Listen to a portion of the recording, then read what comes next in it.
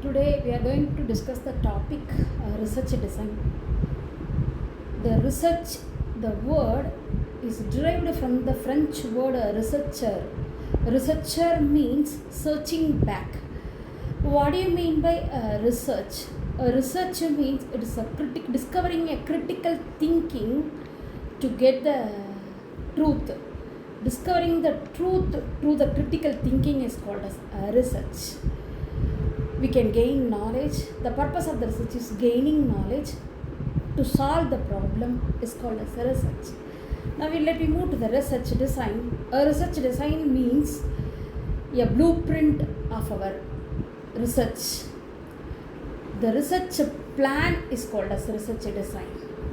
Here in research design, there may be a number of systematic processes there. Number one, after finding the research topic, we need to give introduction for the research study. In introduction, we need to give the historical background of the study, a need of the study we can mention in research introduction. Number two, in statement of the problem, why the study is needed, what is the nature of the study we need to mention in statement of the problem.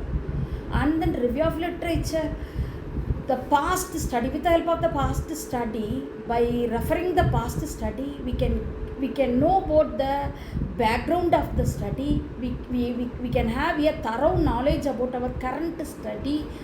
We can, with the help of the review of literature, we can frame an objective. We can frame a questionnaire. For that, we need to have a review of literature. Objective of the study, research question. For the research question, we need to get the answer to solve the problem of research. And then objective. After that, the scope of the study, coverage, area coverage, breadth and depth of the research. That's called a scope of the study. Geographical coverage, the area covered, in which area the researcher has planned to do the research. And hypothesis is an assumption. Through the assumption, we can just give a justification, or we can conclude our research. We can get the answer for our research. And then operational definition. The research topic oriented area can be defined as a definition. Conceptual model. Here in conceptual model, the variable can be defined. We can find the relationship between variables. And then period of the study period can be mentioned in period of the study. Methodology, it is very, very important part. It have a number of stages. In methodology, we can use for the research, we can use primary data and secondary data.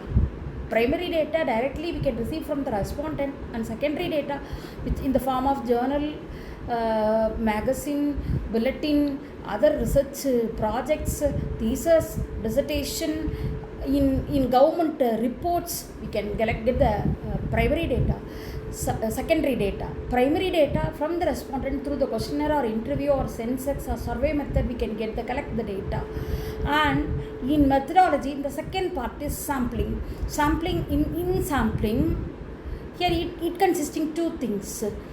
For how many number, what is our respondent, what is the number of our respondent, we need to give justification for the number of respondent through a formula, or it may be through if it is finite or infinite, depending upon that the number is differ.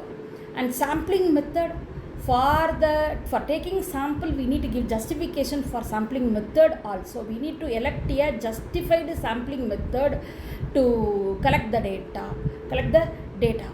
And then the plan for analysis, what is the tool used to analyze the data. Here there may be, if it is a sample is less than 30, if it is a sample study, t-test can be applied. If above 30, n number of analysis tools analysis is there, We can use any type of tool, either F-test or factor analysis, or it may be through the model we can analyze, or models we can analyze. And chapterization scheme, here the chapter based on the objective, we can define the chapter and we can give the conclusion for our study.